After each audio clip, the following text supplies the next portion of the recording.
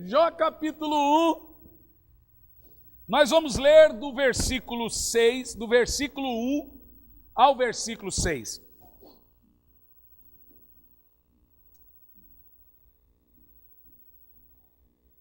Diz assim, ó. Vamos lá?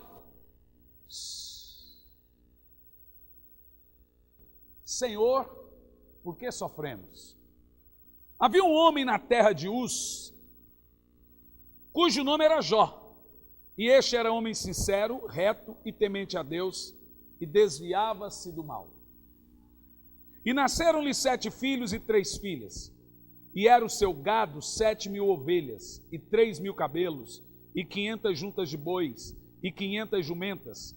Era também muitíssima gente ao seu serviço, de maneira que este homem era o maior de todos do Oriente. Jó era um sheik, muito rico. No versículo 4, e iam seus filhos e faziam banquetes em casa, cada um do outro no seu próprio dia. E enviava e convidavam suas 3 irmãs e comiam e bebiam com eles. 5.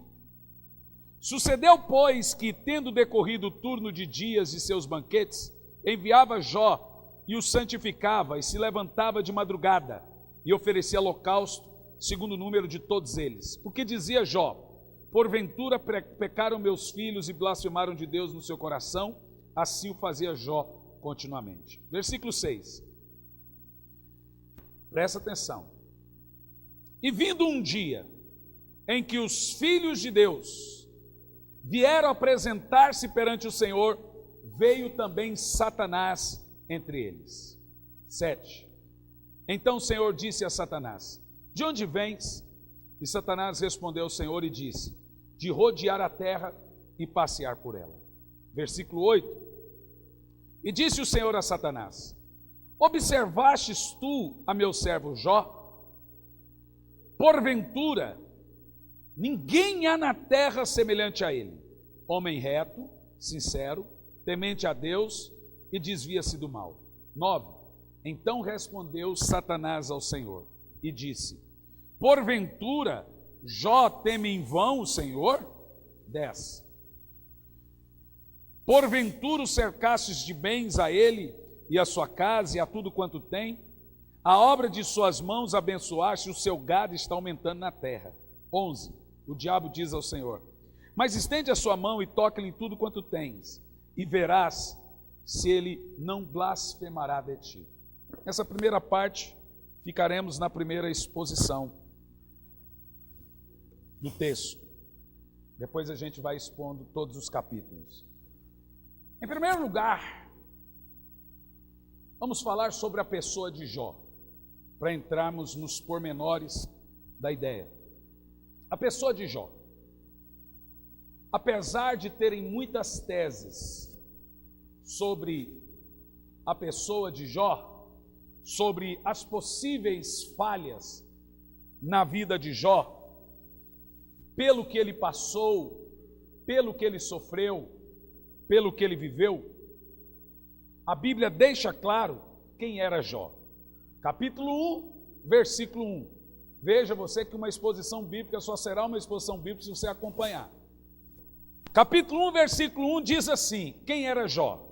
Havia na terra de Uz um homem cujo nome era Jó. Quem era ele? Este homem era sincero, reto, temente a Deus e desviava-se do mal. Isso está claro?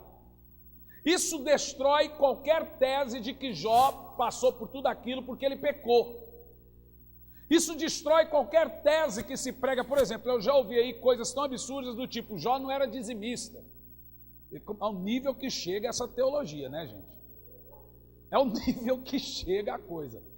Que Jó passou aquilo porque os filhos dele não eram crentes. Não é verdade. Então veja o que diz a Bíblia. Versículo 8. O próprio Deus falando de Jó, capítulo 1, versículo 8. E disse o Senhor a Satanás: observastes tu o meu servo Jó? O próprio Deus falando de Jó.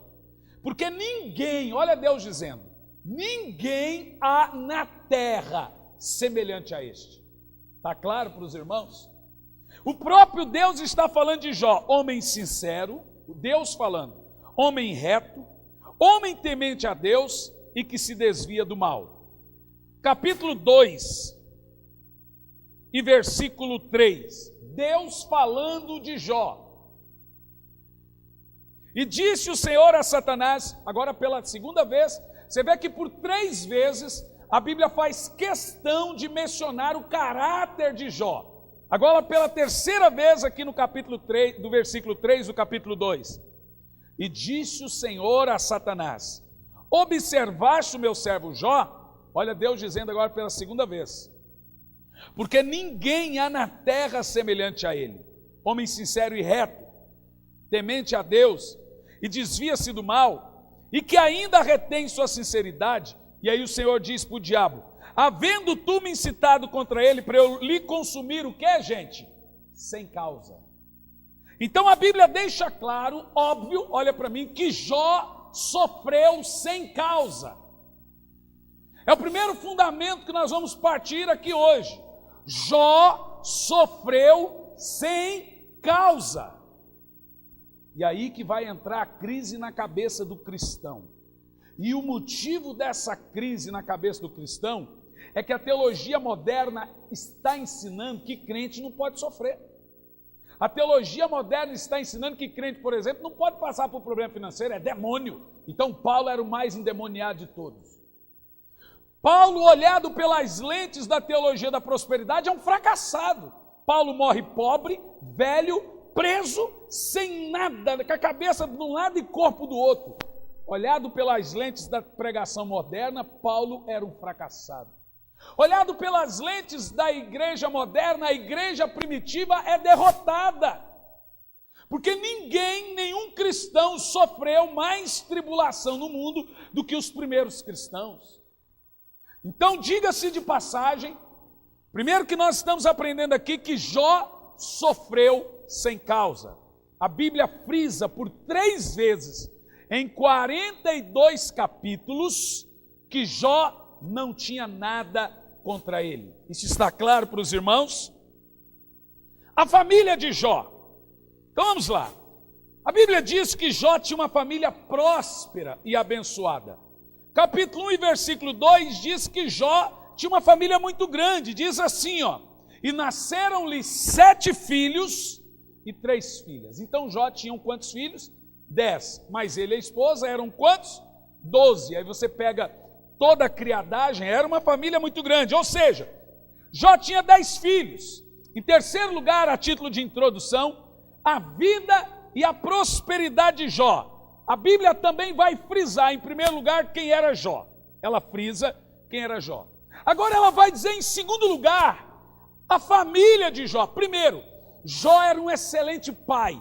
Irmão, ter 10 filhos e fazer esses filhos serem unidos é um desafio.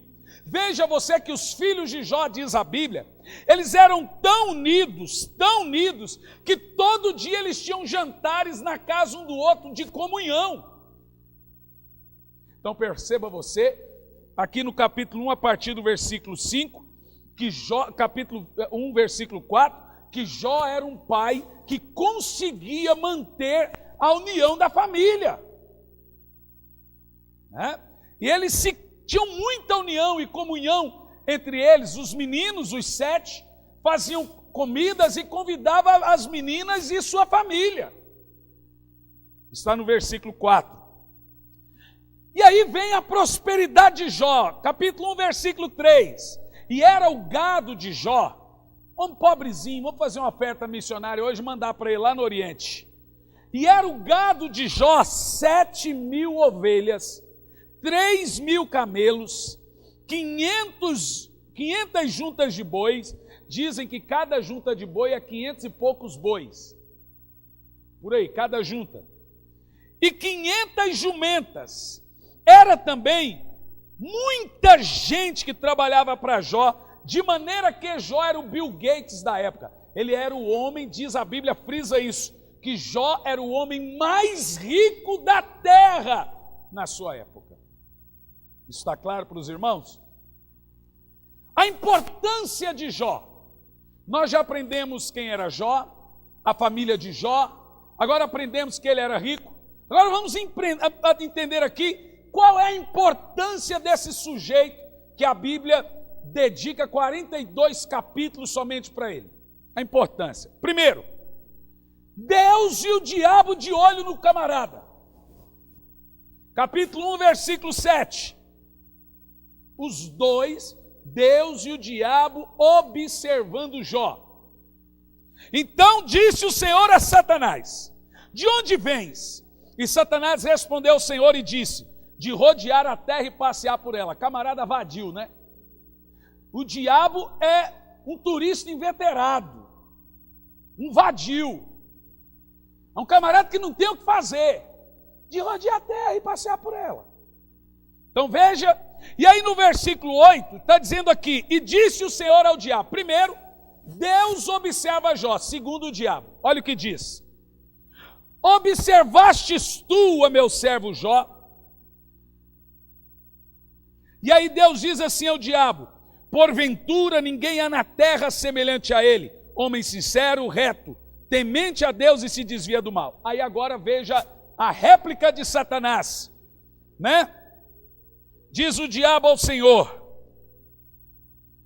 versículo 9: porventura Jó teme a Deus de uma maneira debalde, ou seja, à toa. Versículo 10: você o cercou ele de bens, você deu riquezas para Jó, é óbvio que ele vai te amar.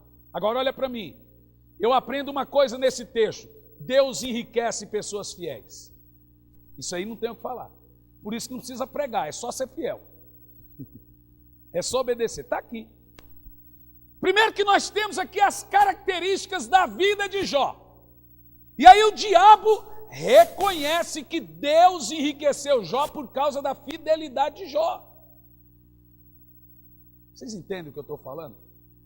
Quem está entendendo, diga amém. Então, Deus e o diabo, então, estão observando a vida de Jó de uma maneira minuciosamente atenta, sabendo desde quando nasceu até hoje. Estamos sendo observados pelo bem e pelo mal, isso está claro, né? Amém, gente? Em segundo lugar, quem era Jó perante Deus? Primeiro, para Deus, a Bíblia diz que Jó é um servo precioso. Deus fala assim: tem observado o meu servo Jó? Essa palavra servo é doulos, que indica um carinho pessoal. Deus está falando para o diabo assim: você observou essa pessoa linda que é meu servo Jó? Esse é o sentido da palavra. Deus se importa de uma maneira carinhosa com Jó. Isso está no versículo 8. E agora olha o que o Senhor fala sobre Jó no versículo 8. Porventura não há na terra ninguém igual a ele. Gente, não é Jó que está se exaltando, é o Senhor que está exaltando Jó. O próprio Deus está dizendo: não tem ninguém igual a Jó. E agora, veja bem, presta atenção. Deus agora vai dizer as qualidades em Jó que chamaram a sua atenção e, consequentemente, também chamaram a atenção do diabo. Olha para mim, presta atenção.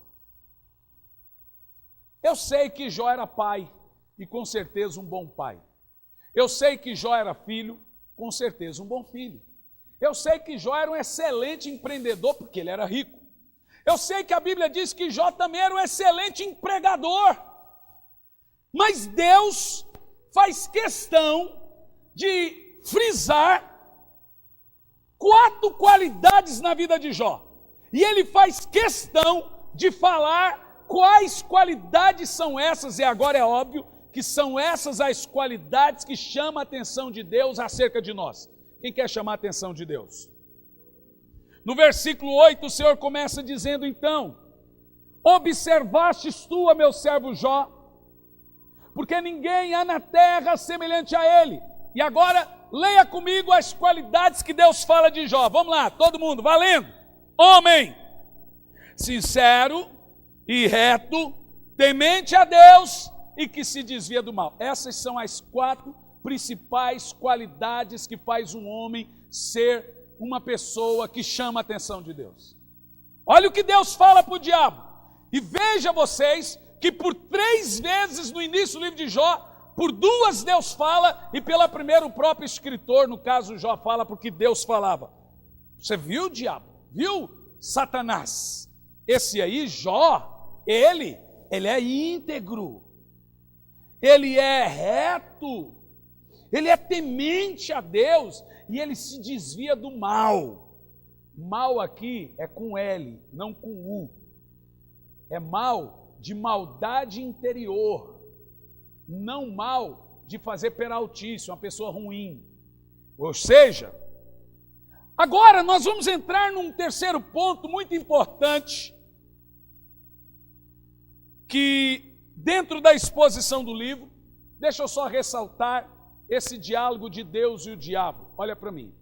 O texto começa dizendo, no versículo 6, que aconteceu um dia que os filhos de Deus vieram até Deus lá no céu, e aí veio também Satanás.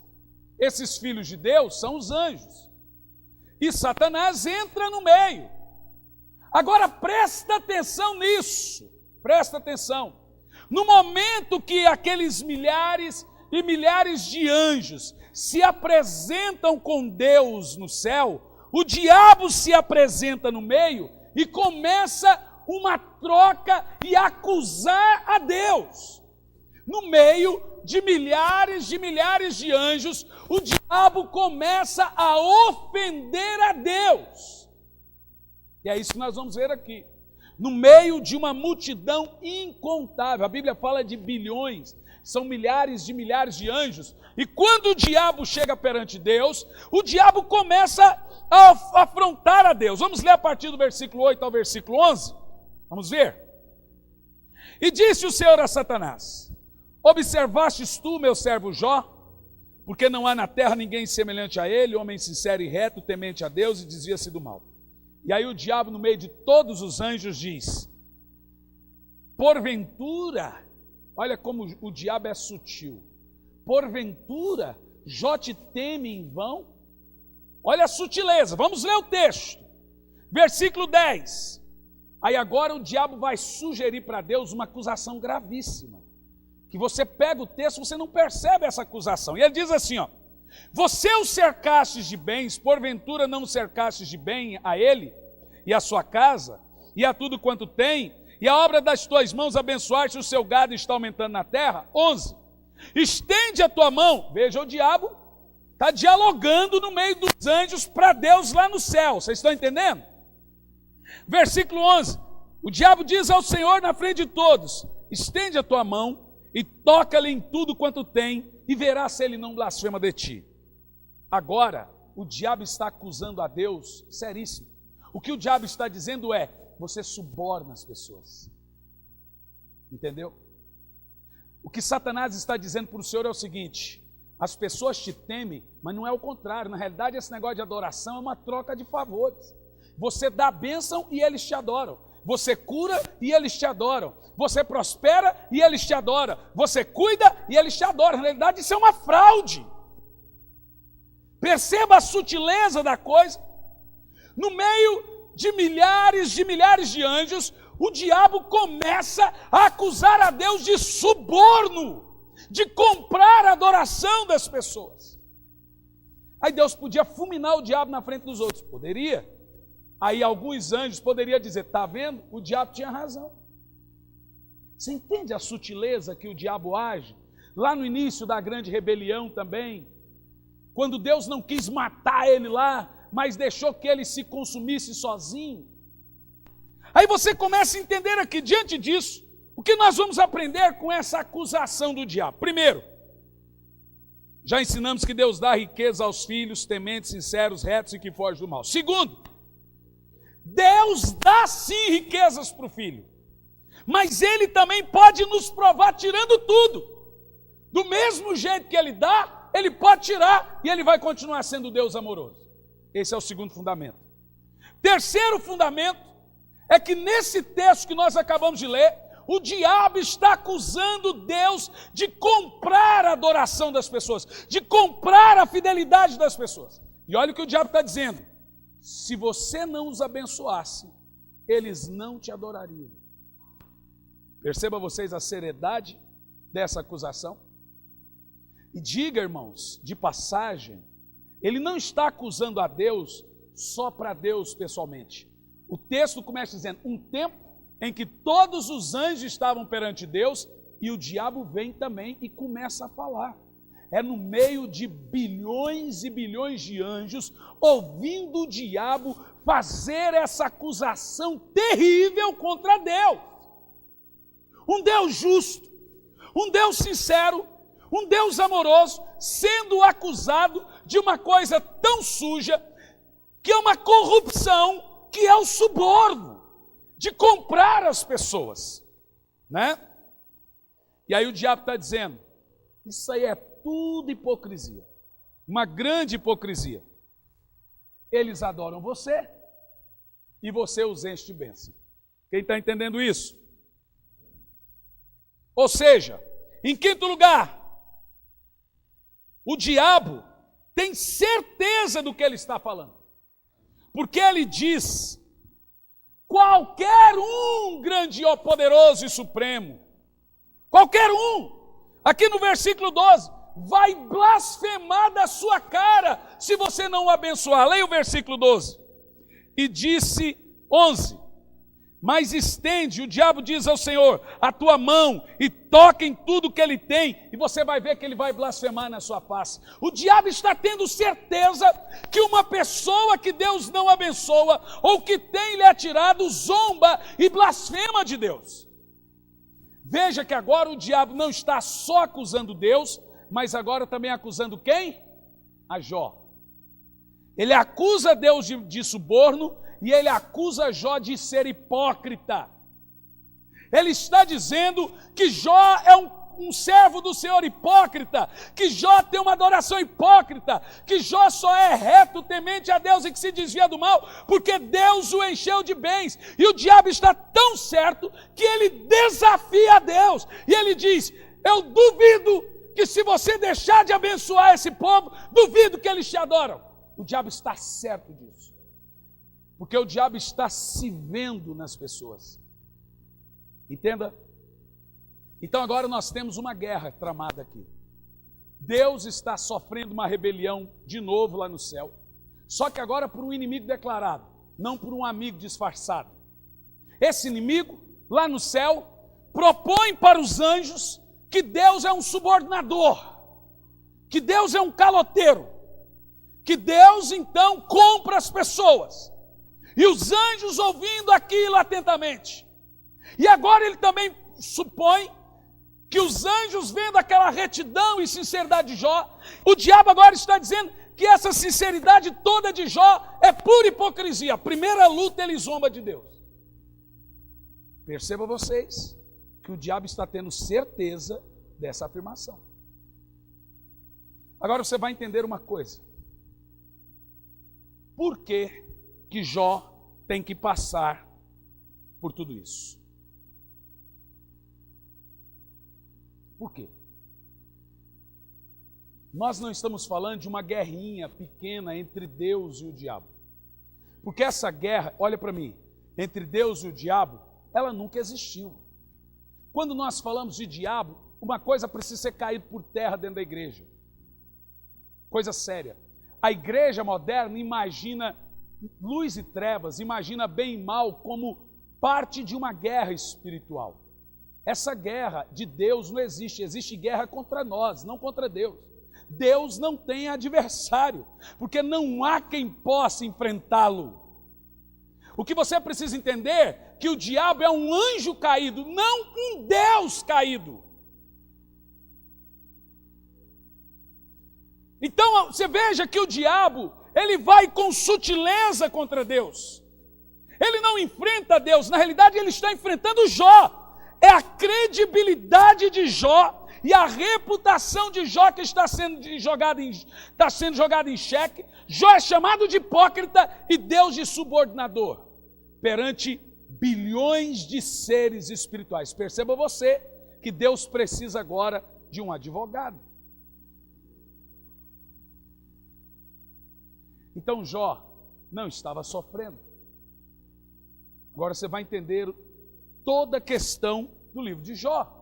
Porque Deus agora constitui e deposita toda a sua reputação de Senhor soberano amoroso na vida de Jó. Então ele coloca Jó como seu advogado. Aí ele fala assim para o diabo: você está enganado de Jó. Porque Deus não precisa se defender, concorda? Então ele tem que defender Jó. Você está enganado de Jó. E aí agora, irmão, não é a apostinha que Deus está fazendo. Na realidade, Deus vai dar a Jó a oportunidade de provar que ele não é um hipócrita. Está entendendo a seriedade da coisa? Quem está entendendo, diga amém. Deus vai dar a Jó a oportunidade de provar que ele não é um adorador por conveniência. Aqui começa a exegese, a explicação do teor do livro de Jó. Deus é acusado, Jó é acusado perante bilhões de pessoas, e agora Deus coloca Jó como seu, o quê? Advogado. Ok? Então entenda uma coisa, escute o que eu vou dizer. Para você que está aqui hoje, procurando resposta para o seu sofrimento, procurando resposta para as suas lutas, procurando resposta para o seu momento de dor, para o seu momento de enfermidade, para o seu momento financeiro turbulento, para o seu momento familiar turbulento, entenda o que eu vou dizer. O diabo não é um Deus caído. O diabo é um anjo caído. Ele não tem poder de tocar em sua vida, a menos que seja por permissão de Deus. É Deus que está no controle da sua vida, não o diabo.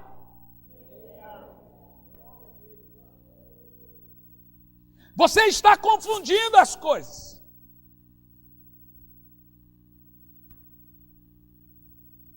Ok? Então agora o diabo, versículo 13, vai propor para Deus algumas teses, que eu vou chamá-las de teses de Satanás. A primeira tese no versículo 13 é essa. Presta atenção, gente. Ninguém te ama como ama o dinheiro. Olhe bem o que o diabo está dizendo para Deus. Ninguém te ama como a sua riqueza. Versículo 13.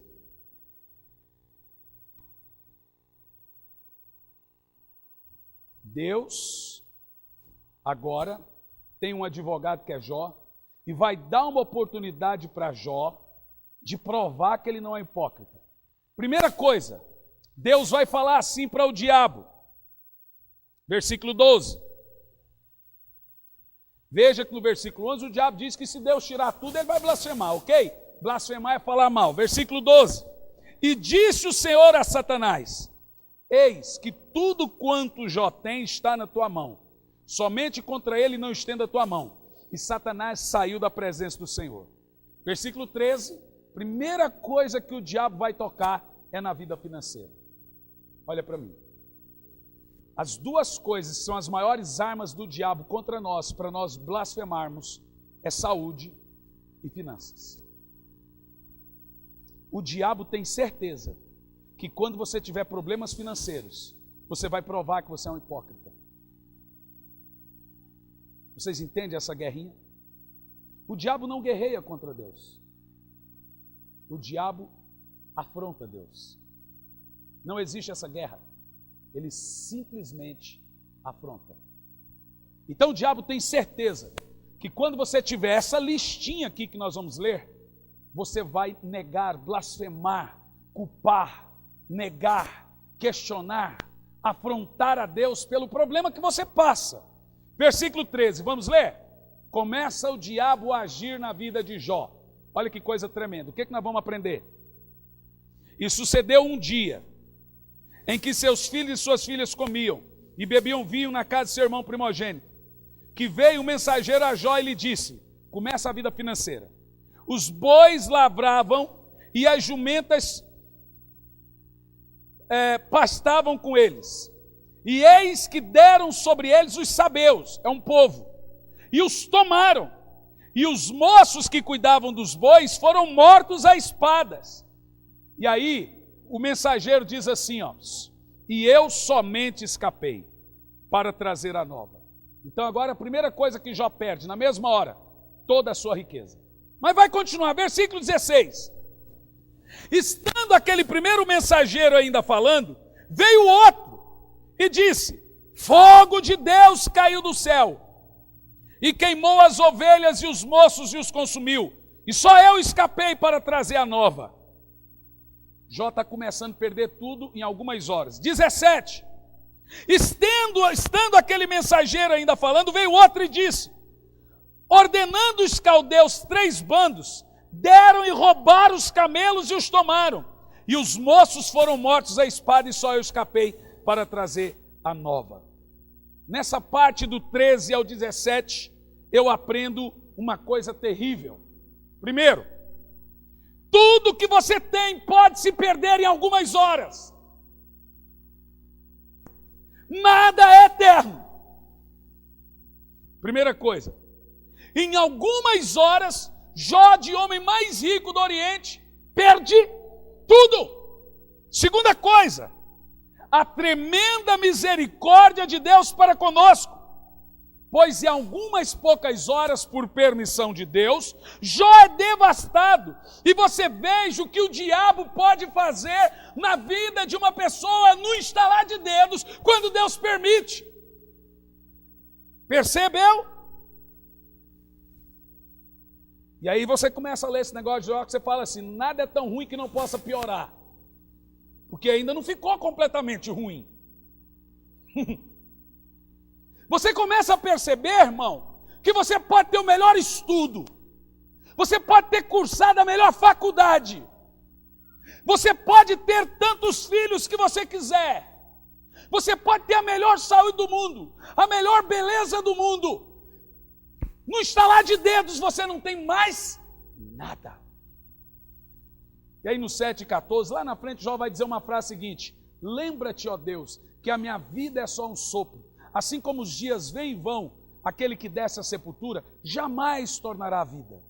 Assim como as nuvens vêm e vão, tudo que se tem se perde num piscar de olhos. Nós estamos equivocados. Nós temos uma consciência muito curta.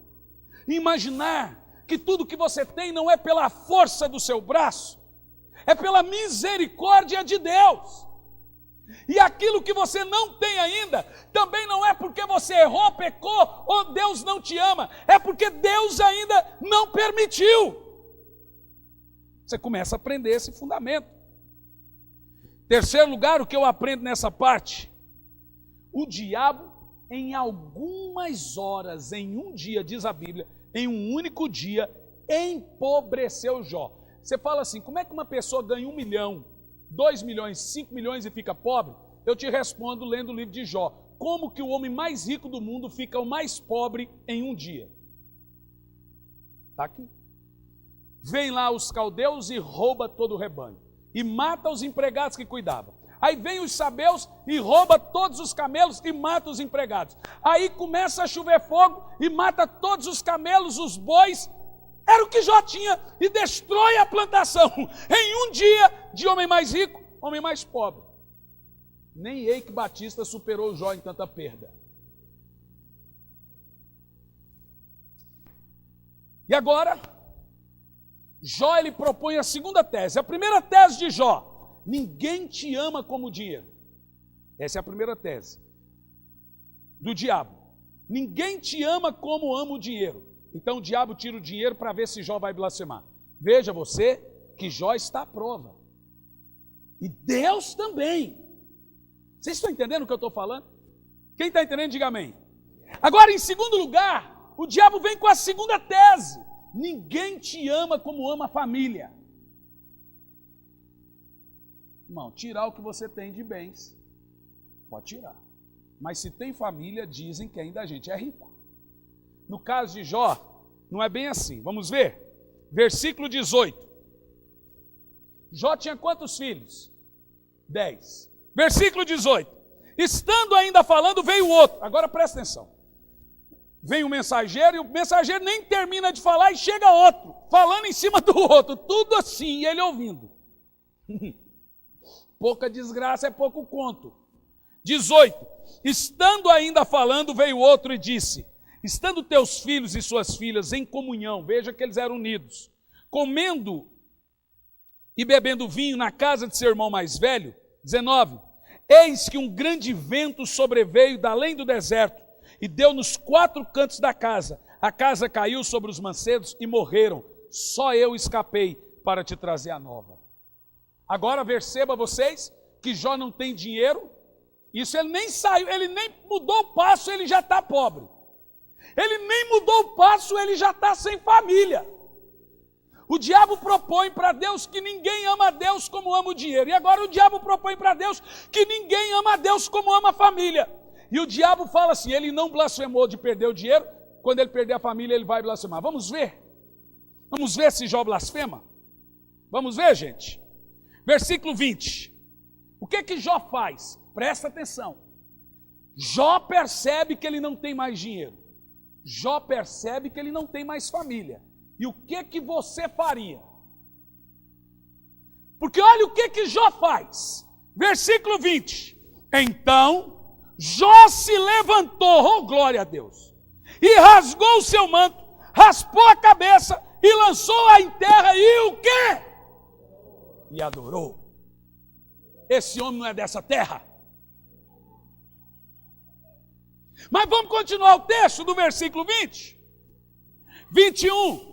Olha Jó quebrando a boca do diabo, arrebentando com Satanás. Deus tinha um bom advogado. Deus sabia quem era Jó. Versículo 21. E Jó disse: nu saí do ventre da minha mãe, nu me tornarei para lá. O Senhor o deu, o Senhor o tomou. Bendito seja o nome do Senhor.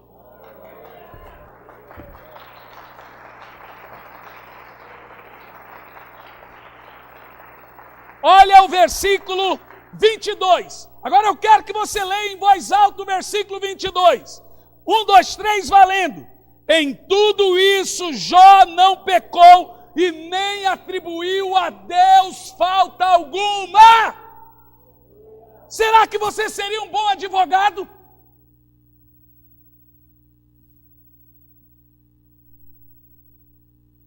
Ou será que o diabo tem razão de escarnecer de Deus, apontando você? Ou o diabo pode chegar perante Deus: olha lá que crentinho hipócrita que você tem. Esse sim é subordinado. Subornado. Esse sim é bem comprado. Ou será que você precisa encontrar motivos para adorar e servir a Deus? Irmãos, você não sabe o que está acontecendo nesse mundo além do que os nossos olhos podem ver. Você não sabe o que a tribulação gera em você e que se ela não gerasse algo em você, o que poderia acontecer de pior lá na frente.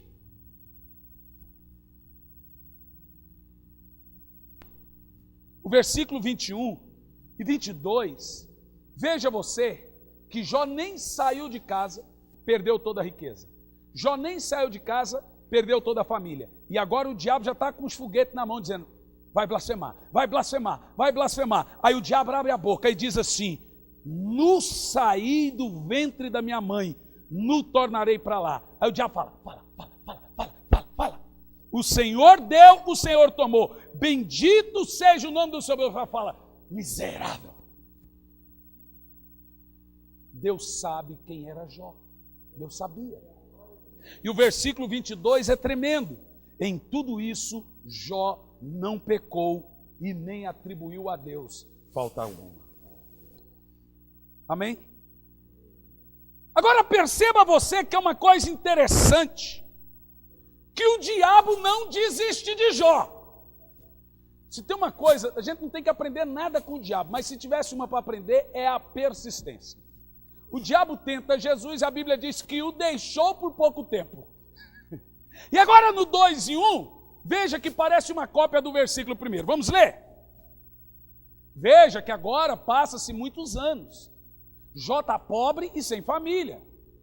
Veja bem, está dizendo aqui, ó.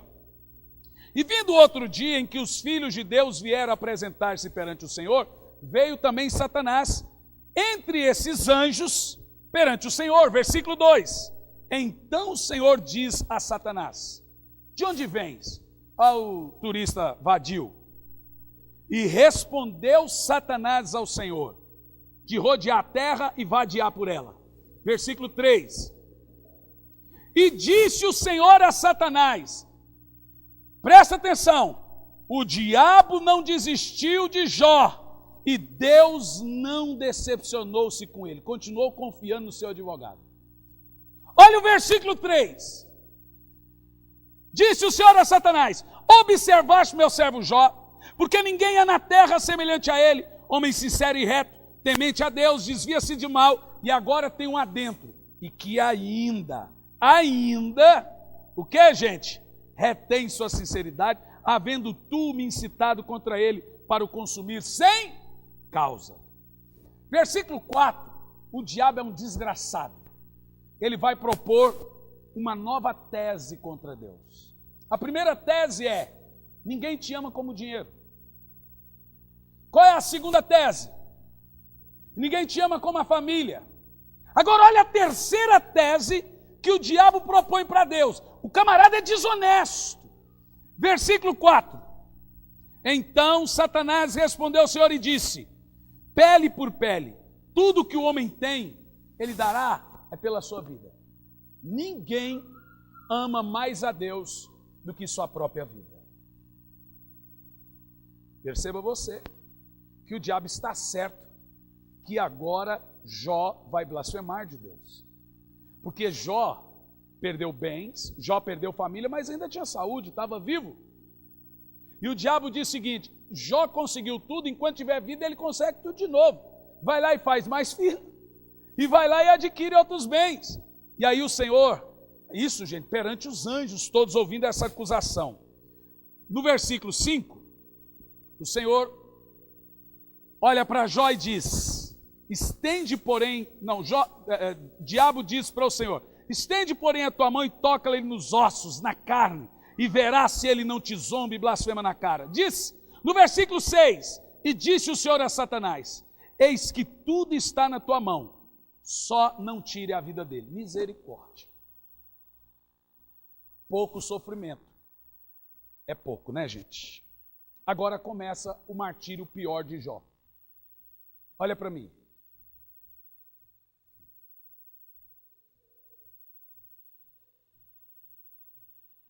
Perceba você, em primeiro lugar, no capítulo 2, que mesmo Jó perdendo tudo, Deus não muda o discurso e o diabo não desiste. O diabo não quer ver só você rastejando. O segredo do diabo não é ver você sofrendo, é ver você blasfemando.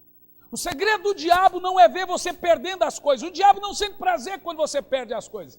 Ele sente prazer quando você se desanima com Deus, nega a Deus, culpa a Deus, questiona a Deus e rejeita a Deus por problemas laterais, paliativos. O que o diabo quer é que saia da sua boca palavras do tipo: o que adianta servir a Deus? Na realidade, o diabo tem certeza que a maioria dos cristãos vivem essa hipocrisia. E aí Deus acrescenta para o diabo a frase: ele ainda retém a integridade. Irmãos, nós não chegamos ao ponto de Jó. Quem concorda comigo? Não chegamos ao ponto de Jó. E Deus continua mantendo as características que ele via na vida de Jó. E por mais uma vez, Deus diz que tudo que Jó estava passando era sem causa. Ou seja, versículo 7, o diabo sai de lá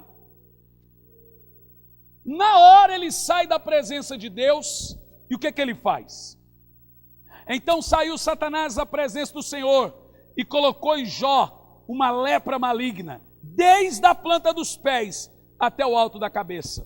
E Jó, tomando um pedaço de telha, ou seja, durante a doença, raspando as feridas, assentou-se no meio das cinzas. Agora nós estamos tendo uma visão do homem mais rico do mundo, um homem com uma família semi-perfeita, assentado no meio das cinzas, tirando as feridas de lepra com caco de telha, uma nojeira, um fedor, uma coisa horrível. A Bíblia diz, da planta dos pés até o cabelo. Jó não tinha uma parte do seu corpo que não era cometido por uma doença terrível.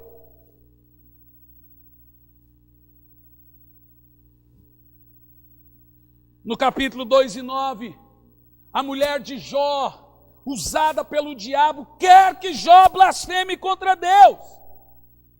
Então a sua mulher lhe disse, ainda retém sua sinceridade, amaldiçoa teu Deus e morre. O que eu aprendo com isso? O diabo não vai usar pessoas de longe, sim as de dentro, as de perto.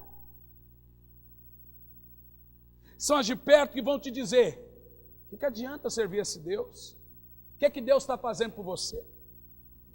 Outro diz, eu estava vendo um pastor na televisão dizendo, se a sua igreja, se você vai na sua igreja e sua vida não muda, o que você está fazendo? Desde quando a igreja é feita para mudar a vida dos outros?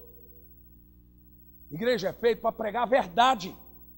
Igreja é feita para transmitir o evangelho. E eu vou te dizer uma coisa muito clara, é óbvio que você seguindo o evangelho e sendo fiel como Jó, Deus vai te trazer um monte de bênção, ou não. Veja você que a Bíblia diz que Jó sofreu sem causa. Irmão, tira a teologia moderna da sua cabeça e pare de pensar que Deus te disse que você vai ser rico se virar crente. Pode ser, ou pode não, ou pode ser rico e de repente deixar de ser, e não significa que você está em pecado, ou que você é menos crente por isso, significa que alguma coisa está acontecendo no mundo espiritual que eu não sei. Está claro para os irmãos isso? Está claro ou não está, irmãos? Então vamos lá. Aí o diabo usa a mulher. Aí agora, do capítulo 2, versículo 11, ao capítulo 37, nós não vamos expor tudo, apenas vou dizer o teor do que tem nesse meio termo. Do capítulo 2 ao capítulo 37, começa uma saga no livro de Jó.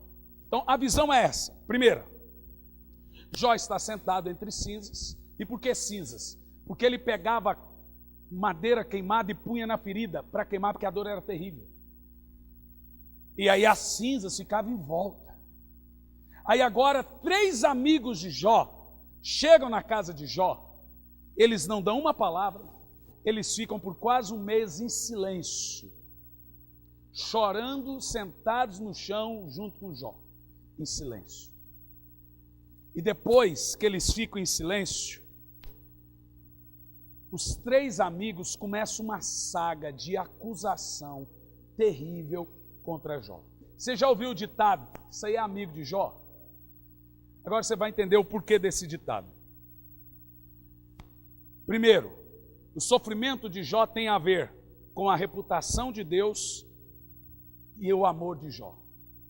O que está em jogo? Você. Você já vai entender.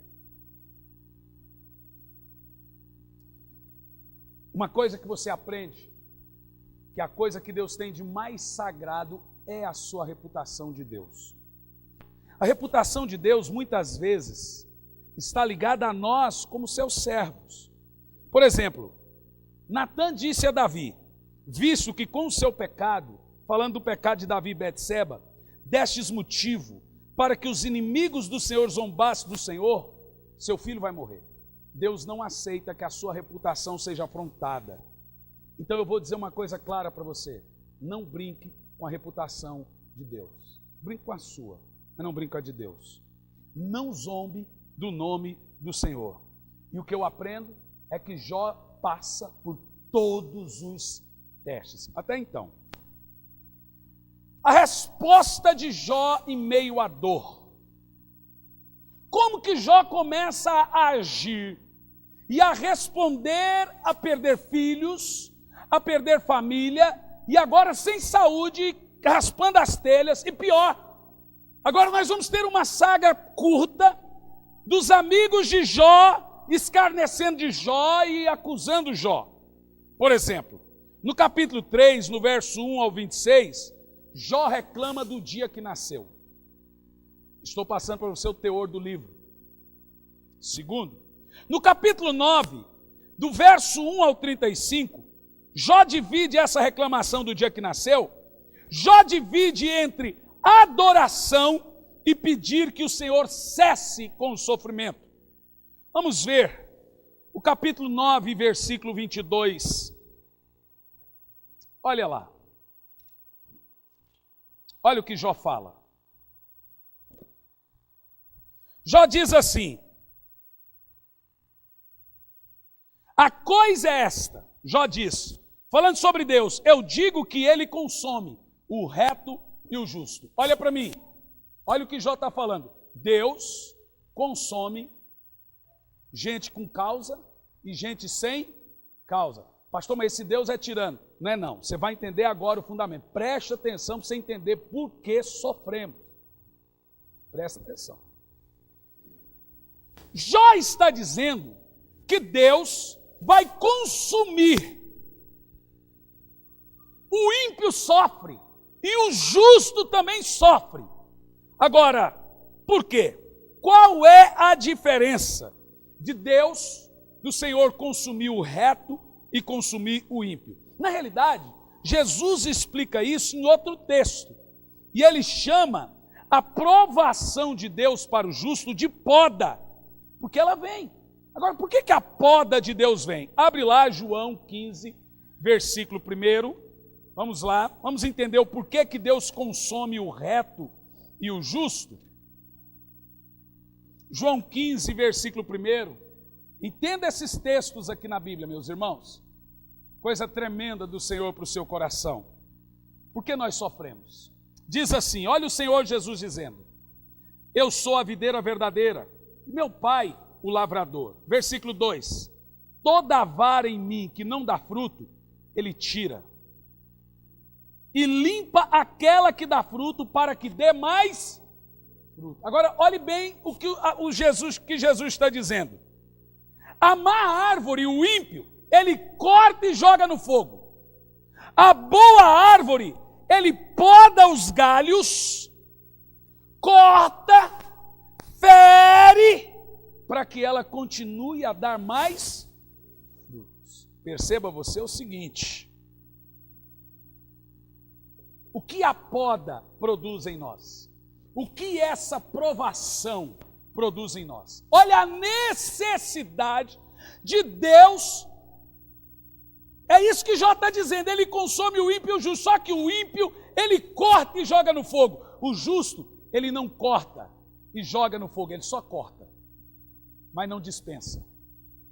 Por quê? Vamos ver, Romanos capítulo 5 e versículo 3, o que essa poda produz em nós? Veja lá na sua Bíblia, isso aqui é tremendo, é muito lindo, muito lindo.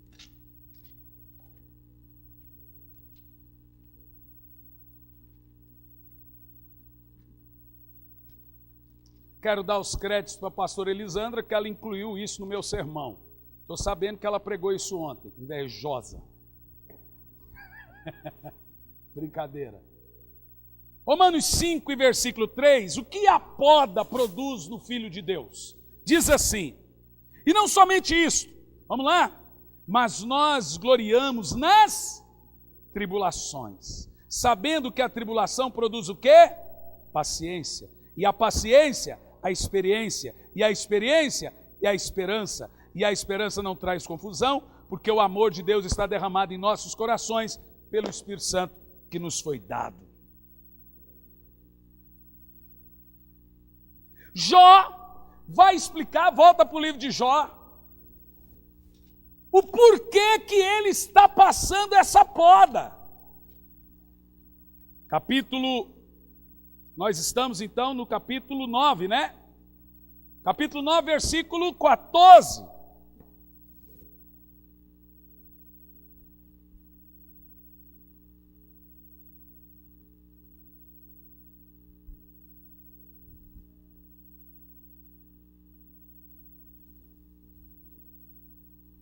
Perdão, irmãos. Capítulo 14, vai lá. Jó vai explicar o porquê que ele está sofrendo. Então veja, em todo o capítulo 14 do livro de Jó, Jó vai explicar por que ele passa por tudo isso e pedindo misericórdia a Deus. Versículo 7. Porque, irmãos, olhe bem, aqui vai surgir um dos textos mais lindos de toda a Bíblia Sagrada. Inclusive motivo de canções e composições. Ana Paula Valadão fez uma música desse texto. A esperança para o ferido, como árvore cortada, marcada pela dor. Ainda que na terra envelheça a raiz e no chão abandonado seu tronco morrer, há esperança para você. Aí, veja que eu estou lendo o texto da exposição, cantando a música. Ao cheiro das águas brotará, como planta nova florescerão, seus ramos se renovarão, não cessarão os seus frutos e viverão. 14, do 7 ao 9. Jó vai dizer que ele é uma árvore seca. Eu estou totalmente emocionado com esse texto. Diz assim, ó, porque Jó está dizendo que está vivo ainda. Olha o que ele diz. Porque a esperança para a árvore, que se for cortada, lembra que eu falei da poda que Jesus está falando? O ímpio, o Senhor corta e joga fora. O justo, ele não arranca a raiz, ele só corta para que ela cresça nova. Tudo que não é podado envelhece e morre. De tempo em tempos o cristão tem que ser provado, senão ele morre e vai para o inferno. Agora você entende porque a teologia moderna está destruindo o cristianismo? Ela quer tirar do cristianismo a provação. Sem provação você não consegue dar frutos dignos de arrependimento. Por isso que aqui na igreja, como pastor, eu nunca, jamais vou ficar pregando um evangelho moderno só do sucesso e de bênção. Meu filho, você está sofrendo, você está pecador. Porque na realidade, essas foram as acusações que Jó defende em quase todo o livro de 3 amigos. Você está em pecado, você está isso. Não é nada disso não. O Senhor apenas precisa que você continue a crescer.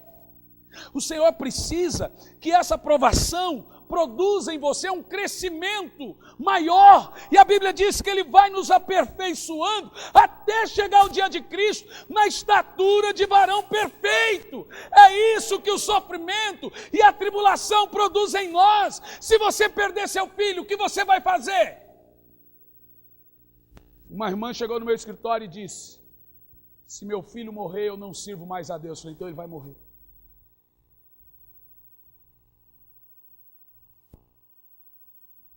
Porque a sua adoração é de hipócrita. Por isso que Deus precisou de Jó como advogado. E se você é colocado perante Deus como um, você está perdendo essa prova. Você entende o que eu estou dizendo? Você entende o que eu estou dizendo? A nossa adoração, ela não pode ser condicionada. O que você precisa entender, que é Deus que está no controle, não o diabo. Deus está controlando a sua vida, assentado no trono, e Ele está produzindo em você coisas que hoje você não entende, mas lá na frente você vai ver que aquilo te fez forte, aquilo que te deu uma fé forte, aquilo te deu um cristianismo saudável, aquilo te fortaleceu, e você conseguiu superar, e você hoje é mais forte por causa dessa luta. Pastor, por quanto tempo? Enquanto precisar.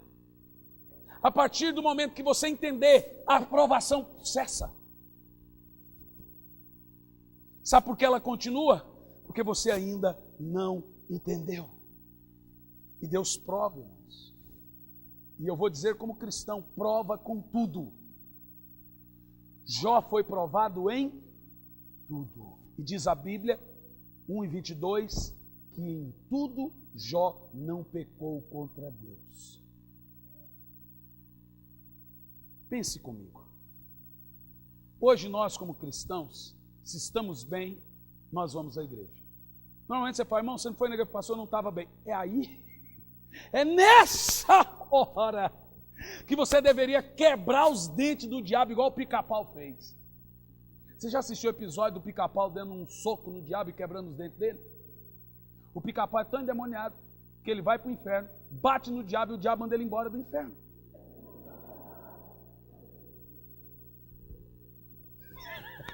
Será que o Pica-Pau é um bom exemplo para os nossos filhos? Ele dá um soco e quebra os dentes do diabo. É um episódio muito doido aquele. E aí Jó diz assim, vamos ler versículo 7.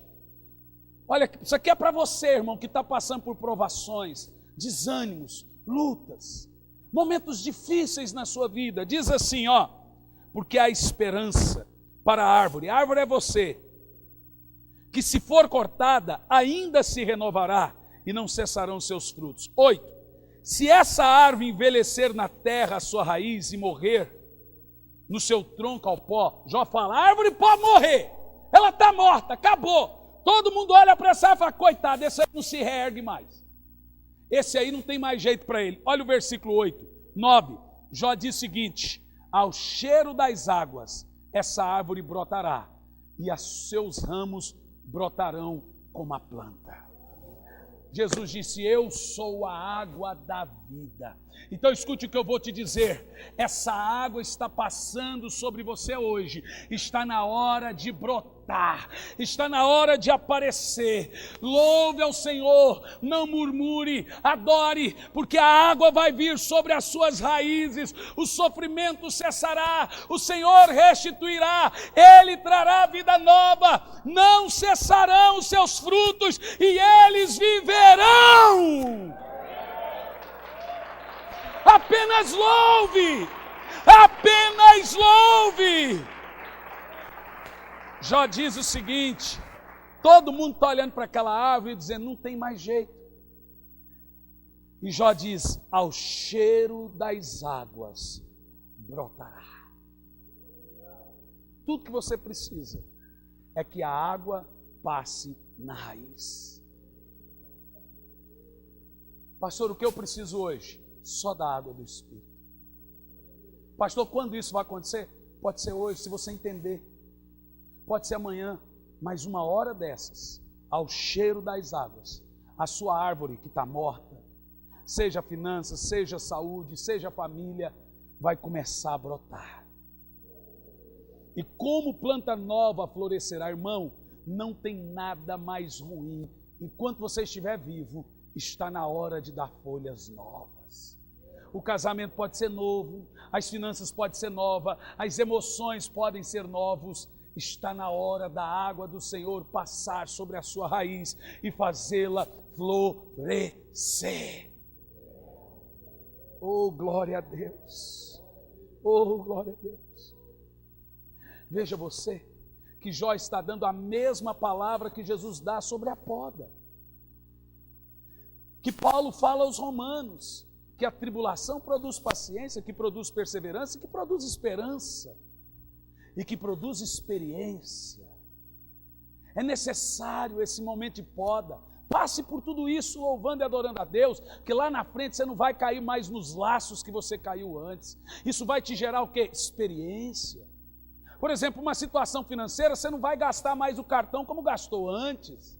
Como, por exemplo, uma situação emocional, você não vai se envolver mais com a tranqueira como você envolveu recentemente. Como, por exemplo, um casamento fracassado, arrebentado, você não vai mais, você vai olhar, você vai pensar duas vezes antes de cair nas garras de qualquer Zé Ruela de algum lugar por aí. Você está vendo que não dá certo, isso gerou experiência em você. Você está vendo que certas coisas te feriu, você não vai mais cair nesse laço, te produz paciência, esperança, perseverança e experiência. Em vez de você entender que o Senhor está te ensinando, o que você está fazendo? Você está murmurando. E enquanto você não entender, escute, Enquanto você não entender, a provação não cessa.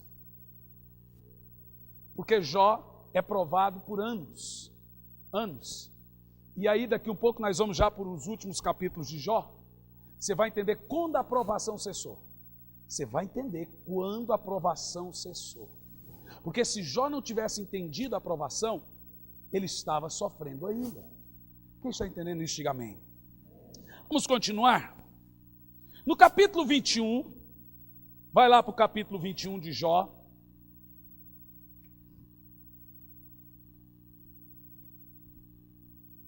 Jó agora é tentado a olhar para a prosperidade do ímpio. Todo mundo passa por essa tentação. Olha para mim. No capítulo 21,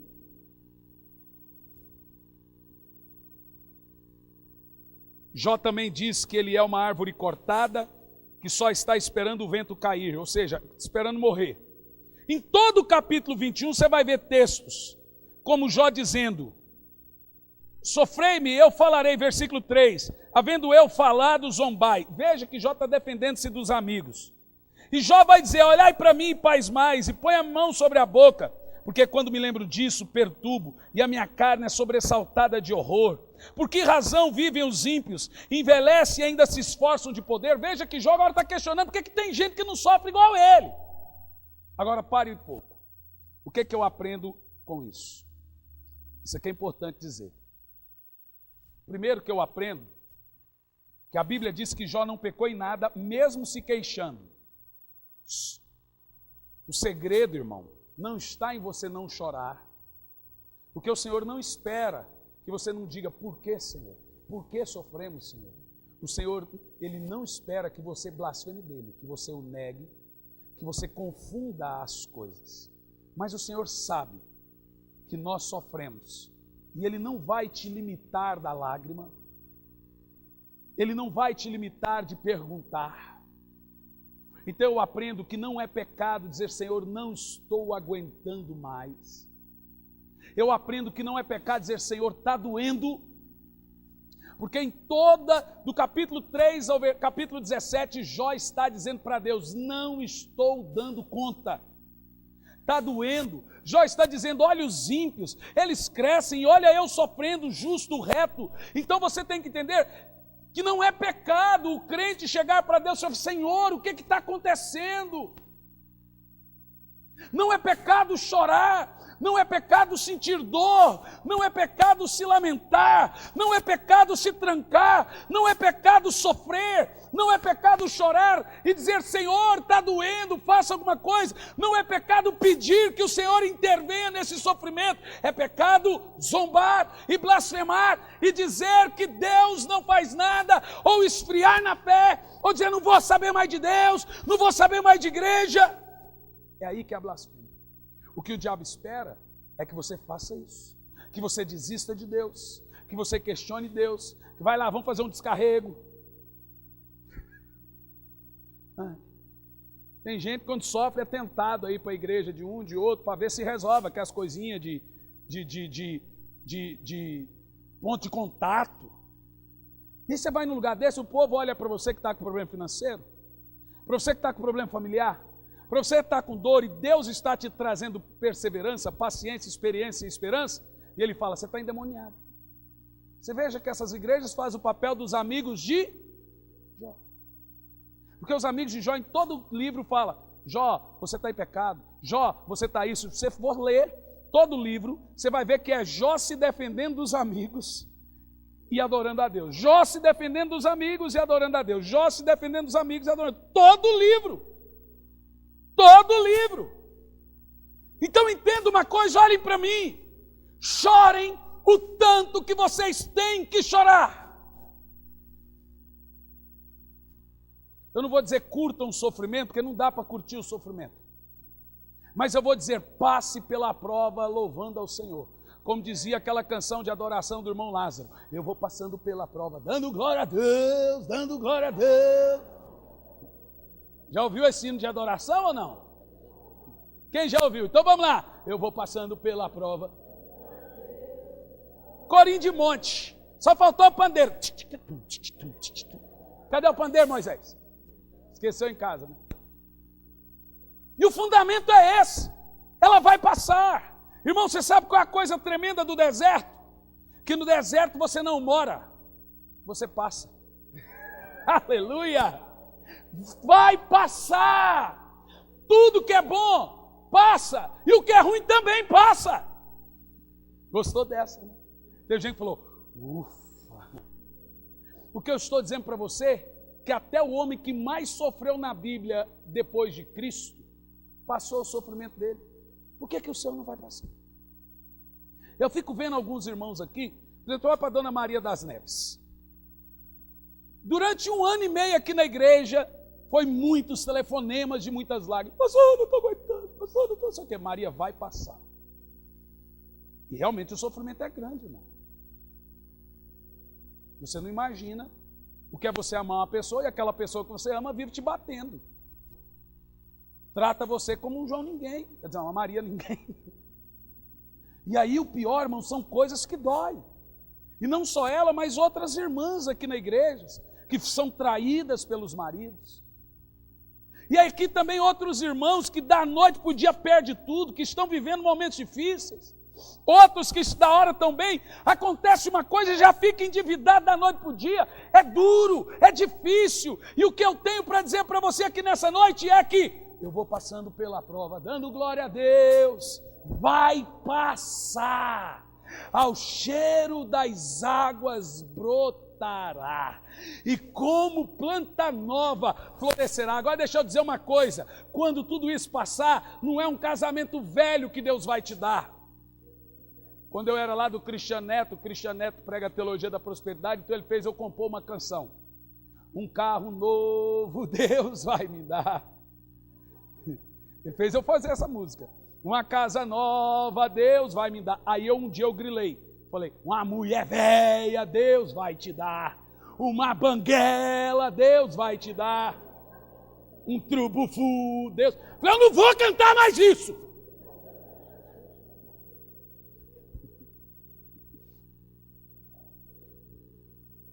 Porque eu entendo o seguinte, Deus, depois que você passa pela prova, não vale a pena para Deus te dar o que você já tinha. Ele tem que dobrar. A felicidade é em dobro, a alegria é em dobro, a vitória é em dobro, as finanças é em dobro. Tudo Ele vai dobrar, porque Ele quer quebrar a cara do diabo.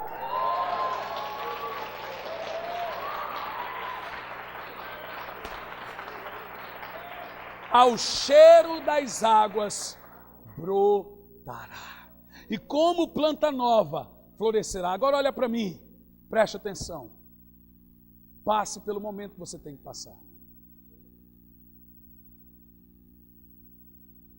Passe. Eu já cheguei a dever 500 mil reais. Com 26 anos de idade, 27. Vim de Brasília a Curitiba, dirigindo um carro, eu, minha esposa e meu filho, em lágrimas, mudo, 1.800 quilômetros, você perder tudo. E antes disso, você tem um filho internado, 40 dias no hospital, entre a vida e a morte, e o diabo aparece para você em sonho. Nós temos uma casa no Boqueirão. Quando nós compramos a casa, o meu filho ama água, ama banheira. E eu falei, eu quero uma casa com banheira, porque o Gianluca ama. Nós compramos a casa, nos mudamos para lá. 40 dias depois de ter a casa, ele não usufruía da casa, porque ele estava entre a vida e a morte na UTI. E agora, eu estou pregando na Argentina, no estádio lotado, e o diabo diz assim, antes de você subir para pregar, seu filho morreu. Eu recebo um telefonema de Curitiba. O senhor é o pai do Gianluca? Sou. Volta para casa, porque seu filho morreu. Irmão, Jean morreu por 5 minutos. Na verdade, quem sabe disso é só eu e minha sogra. Que a gente tentou não falar para Elisandra para ela ficar forte. E, na realidade, ela era que estava mais forte. 5 minutos, ele teve parada cardiorrespiratória. Ele pegou uma bactéria no pulmão chamada Staphylococcus. com 4 anos de idade. A gente não tem nenhuma foto, mas eu penso que a Thalita deve ter uma sozinha, solitária, em algum celular endemoniado por aí. E eu não gosto de ver. Eu conseguia levantar o Jean assim com uma mão assim, ó. O sofrimento é muito grande. Durante 40 dias você viajar, paralíticos se levantar e andar, cegos serem curados, e você vê naquele tanto de gente curado, e o diabo dizendo o seguinte: Deus está brincando com a sua cara. Olha o tanto de gente que ele curou, e o seu filho está morrendo. Você é tentado a questionar a Deus.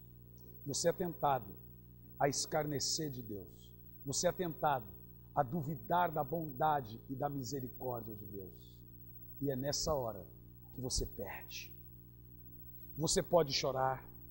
Você pode dizer, por que, Senhor? Você pode passar por esse momento durante um tempo longo.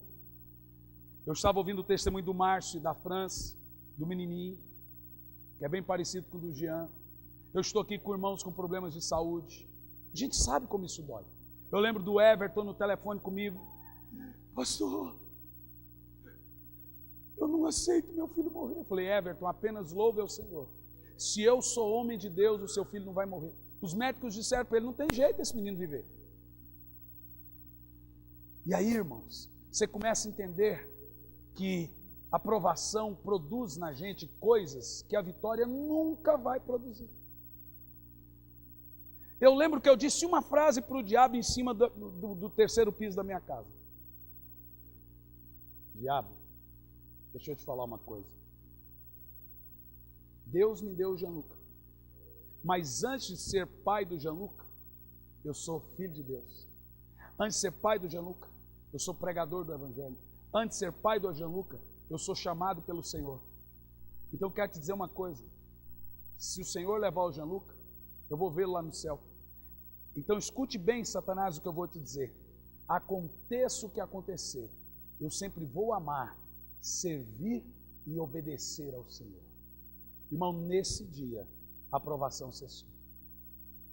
Porque eu estava na Argentina. Eu subi para pregar em lágrimas. Mas antes de ir para lá, eu já estava com um sofrimento terrível. Na época o Juliano falou com o irmão lá da Argentina, o André Scalatiuk, que fazia a nossa agenda. Falou, irmão, o pastor Hernani não consegue viajar. O filho dele está na UTI.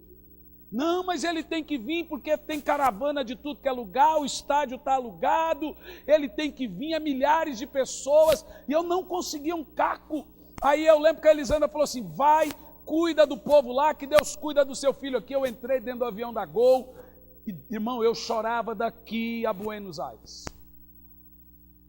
Quando o avião pousou, aquela multidão de gente com faixa, seja bem-vindo, pastor Hernani, né? Evangelista, aquela gentarada, e eu com a cara inchada de lágrimas, dentro da sorriso amarelo, com o seu filho morrendo. Você não sabe, irmão, você não tem noção como esses momentos são importantes para a nossa vida. Dói, mas esses são os momentos chaves na nossa vida.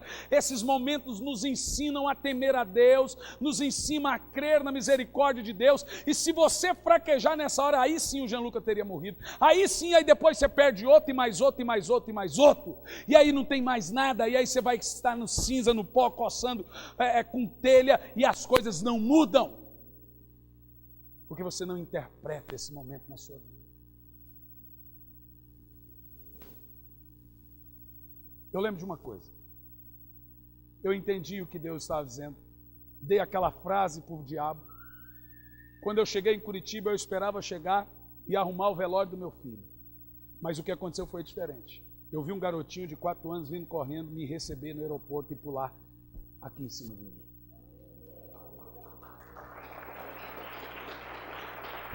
E sabe, os médicos disseram, esse menino não pode fazer um monte de coisa, nunca mais. Não pode andar de bicicleta, jogar bola, subir escada. O pulmão dele tem a espessura de uma bexiga. Se o pulmão dele estourar, ele morre. Ele não pode fazer força, não pode acontecer nada. É uma doença séria. Sabe o que eu fiz? Uma semana depois, comprei uma bicicleta para ele. Pouco tempo depois, sabe o que eu fiz? Pus ele no futebol. O moleque é um touro de forte. Sabe por quê? Bendito seja o nome do nosso Deus. É Ele que está no controle da nossa vida, não o diabo. Irmão, não diga, não questione. O diabo não tem nada a ver com nada. Deus está controlando tudo. Louve o Senhor! Louve o Senhor! Ao cheiro das águas brotará. Dá um glória a Deus bem alto aí. Oh, aleluia!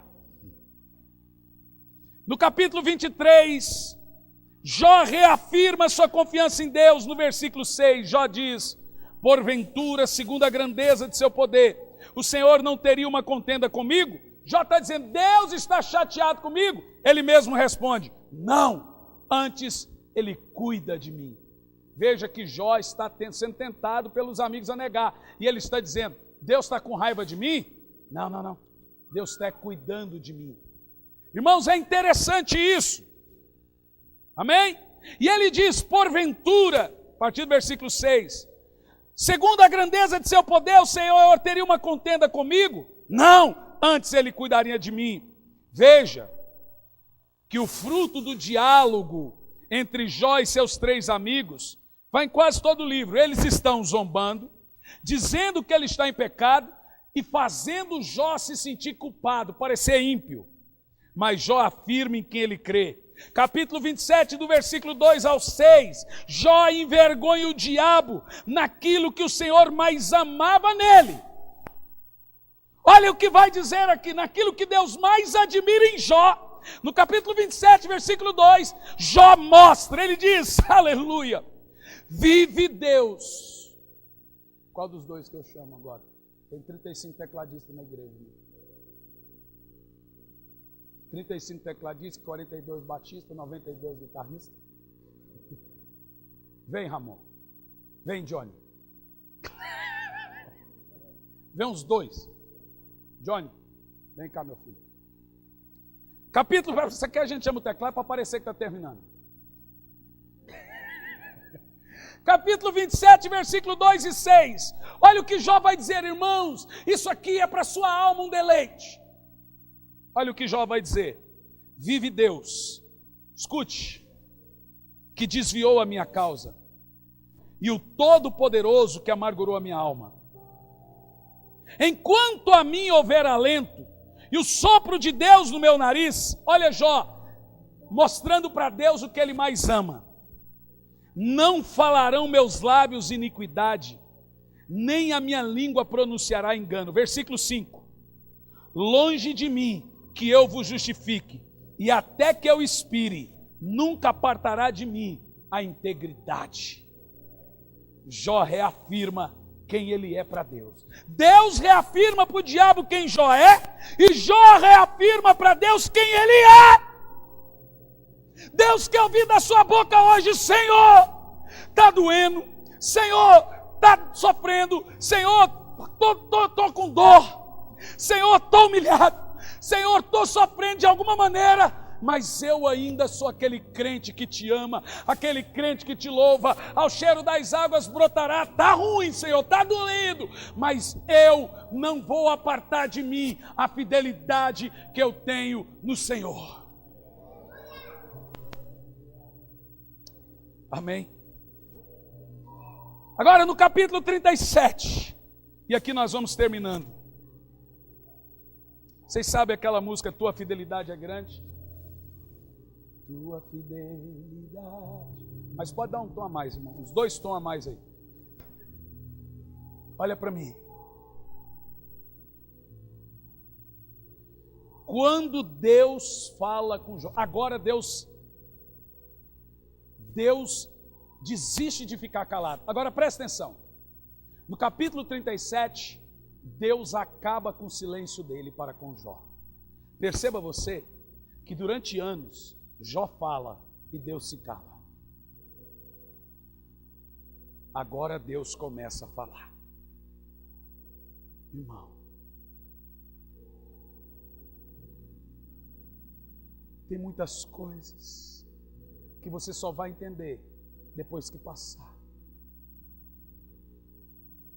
A sua árvore está seca, não dá folhas, está sofrendo, está doendo, mas está passando. Você não pode deixar de chorar, não, tem que chorar à vontade. O Senhor, não estou aguentando, é aqui a casa da onde você chora. Mas se você não passar por isso, você não vai ter esperança, paciência, experiência e perseverança. Quando você passar por uma outra prova, você vai ser reprovado de novo, de novo, de novo, de novo, de novo, porque você não venceu na primeira. Capítulo 37. Escute bem o que eu vou falar. Capítulo 38, 37, 38, 39, 40 e 41. Escute. Deus faz a Jó 72 perguntas. Jó passa o livro tentando ouvir a voz de Deus e não ouve. Aí o que eu aprendo? Deus não te promete resposta, Ele te promete restauração. Você quer que Deus fale ou que Ele haja? Então Ele não falou com Jó, Ele agiu. Escute bem. Deus faz 72 perguntas para Jó. Sabe o que eu aprendo? Que Deus não responde perguntas com respostas. Deus responde perguntas com perguntas. Dentre as perguntas, o que Deus coloca no teor dessas perguntas? Olha para mim. Deus agora vai mostrar, em primeiro lugar, nas 72 perguntas, capítulo 37, 38, 39, 40 e 41. Ao todo vai ser 72 perguntas. O teor delas são: Deus mostra a sua grandeza para Jó. Segundo, Deus mostra a sua sabedoria. Terceiro, Deus mostra a Jó que é Ele que está no controle. Em quarto, Deus mostra a Jó que Ele está no centro do universo. E Ele diz: Jó, aonde você estava quando eu fiz tudo? Em quinto, Deus mostra a Jó que Ele está atento ao sofrimento dele e que ao cheiro das águas brotará. Mas nenhuma dessas respostas Deus não dá satisfação para Jó, porque Deus não é obrigado a dar satisfação para nós. Não queira a satisfação de Deus, queira a ação de Deus. E sabe por quê? Deus não diz: Jó, você passou por tudo isso porque a sua reputação, sua adoração, sua fé, o seu amor foram colocados à prova, porque o diabo me afrontou e afrontou você. Deus não fala nada disso para Jó. Porém, vamos lá, capítulo 42, lá no finalzinho, presta atenção. Capítulo 42, veja que nós pregamos um livro inteiro em uma mensagem, 42 livros, 42 capítulos. Dos versos de 1 a 6, Jó se humilha perante o Senhor, depois das 72 perguntas que Deus faz a Jó. Dos versos de 1 a 6, você vai ler depois, é Jó se humilhando perante Deus. Por exemplo, Jó vai dizer aqui: então respondeu Jó ao Senhor e disse: bem sei que tudo podes, e nenhum dos teus pensamentos pode ser frustrado. Quem aqueles, dizes tu, que sem conhecimento encobre o conselho?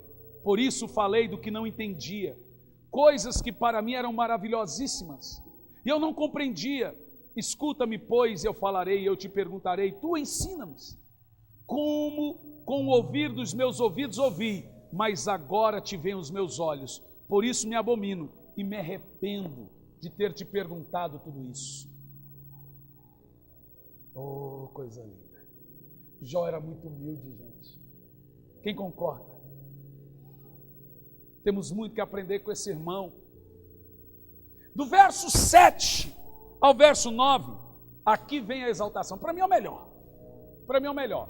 Porque do verso 7 ao 9, Deus manda, ordena.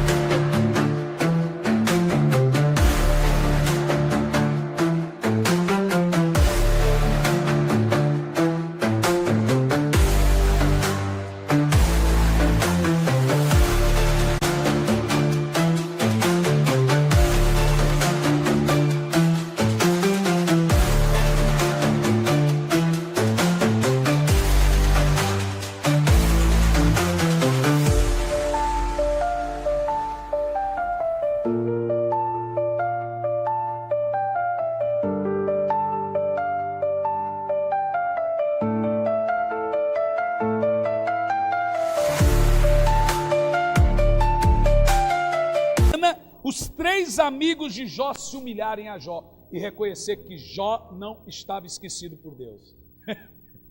Você acha que Deus ia só dar riqueza, família para ele?